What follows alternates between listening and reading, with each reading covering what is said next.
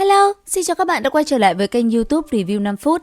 Như vậy là sau hành trình dài sống trong đau khổ bởi sự biến mất của Dược lão, Tiêu Viêm rốt cuộc cũng biết được lão sư đang bị hồn điện vây nhốt.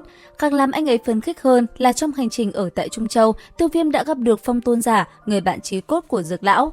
Nhờ vậy, hy vọng giải cứu Dược lão đã ngày càng được nhen nhóm trong tâm trí Tiêu Viêm, khiến quyết tâm đó ngày càng trở nên mãnh liệt. Và như các bạn cũng đã biết, sắp tới đây, Tiêu Viêm cũng chuẩn bị thành công hấp thu được dị hỏa cực mạnh cho mình, đó chính là Tam Thiên Diễm Viêm Hỏa. Nhờ vậy, anh ấy rốt cuộc cũng có đủ thực lực để hội hợp cùng Phong Tôn Giả, chuẩn bị cho trận chiến cùng hồn điện để giải cứu Dược lão. Có thể nói với Tiêu Viêm, trận chiến này chính là trận chiến sống còn, bởi thế anh ấy phải mang lực lượng mạnh nhất đi tới hồn điện. Và trong số những người đi cùng Tiêu Viêm lần này, hầu như cũng toàn là đấu tôn cường giả, một tiếng ho của họ cũng khiến một phương trời run sợ. Thế nhưng, những người này là ai và họ mạnh mẽ cỡ nào mà khiến danh tiếng vang khắp Trung Châu như vậy các bạn nhỉ? Hãy cùng mình tìm hiểu một chút nhé! Đầu tiên, mình sẽ bật mí cho các bạn biết, lần này đi tới hồn điện giải cứu Dược lão, Tiêu Viêm sẽ cùng với 6 người, trong đó có tới 5 vị cường giả đấu tôn và một cường giả đấu tông đỉnh phong. Vậy thì đội hình này gồm những ai mà bá đạo thế được các bạn nhỉ? Ngay bây giờ, mình sẽ bật mí tiếp nhé! Đầu tiên, vị tôn giả chắc chắn không thể không thiếu được, đó chính là Phong Tôn Giả, người bạn chí cốt của Dược lão. Cùng lúc Tiêu Viêm đi tới hồn điện, thực lực của Phong Tôn Giả vẫn đang là tứ tinh đấu tôn đỉnh phong, thực lực của ông trên khắp Trung Châu cũng có tiếng nói vô cùng lớn. Chính vì thế lần này tới hồn điện, ông sẽ là một quân bài cực mạnh. Tiếp theo, sau Phong Tôn Giả, một người cũng không thể thiếu trong đội hình của Tiêu Viêm, đó chính là Tiểu Y Tiên. Bây giờ, thực lực của nàng cũng đã là đấu tôn tam tinh đỉnh phong, có thể nói Tiểu Y Tiên cũng chẳng kém mấy lão quái vật của hồn điện là mấy, một mình nàng cũng dư sức một mất một còn với một gã đấu tôn tứ tinh của đối thủ. Kế tiếp, sau sự xuất hiện của Tiểu Y Tiên, chúng ta chắc chắn không thể quên được sự xuất hiện của Thiên Hỏa Tôn Giả rồi đúng không nào? Với vị lão nhân này, thực lực của ông sau khi có được thân thể đã đạt tới tam tinh đấu tôn, tới hồn điện lần này, ông cũng là một người cực kỳ quan trọng để đối đầu với những lão quái dị hợm bên phía đối thủ.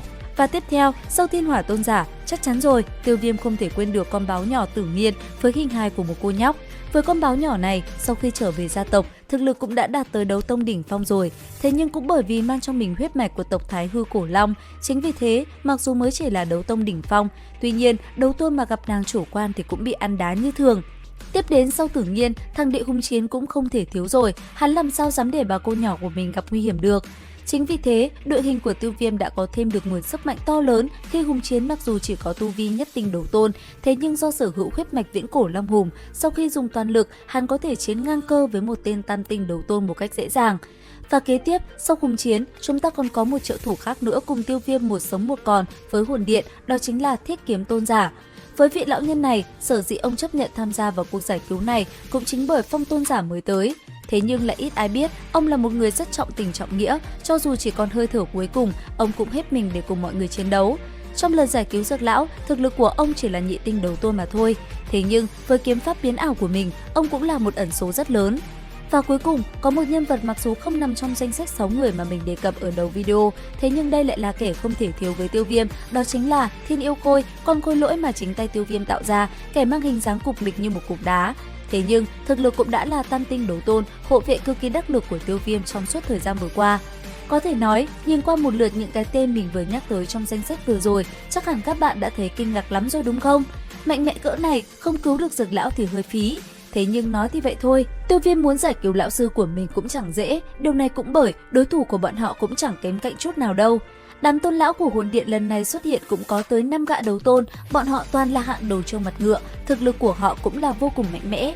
Một vài cái tên có thể điểm qua như Trích Tinh Lão Quỷ, Mộ Cốt Lão Nhân, Tần Thiên, Thôn Diệp và một cái tên bí ẩn nữa. Nhìn qua, 5 gã đấu tôn này cũng chẳng kém cạnh đội hình của Tiêu Viêm đúng không các bạn? Thậm chí, tu vi cùng thực lực của đám người này còn cực kỳ thâm hậu nữa. Chính vì thế, đối với Tiêu Viêm, mục tiêu giải cứu Dược lão sẽ là vô cùng khó khăn. Và liệu rằng đội hình chất lừa của Tiêu Viêm có thành công cứu thầy về quê ăn Tết không các bạn nhỉ? Vậy thì hãy theo dõi kênh YouTube Review 5 phút để biết thêm chi tiết các bạn nhé. Video đến đây là hết. Xin chào và hẹn gặp lại!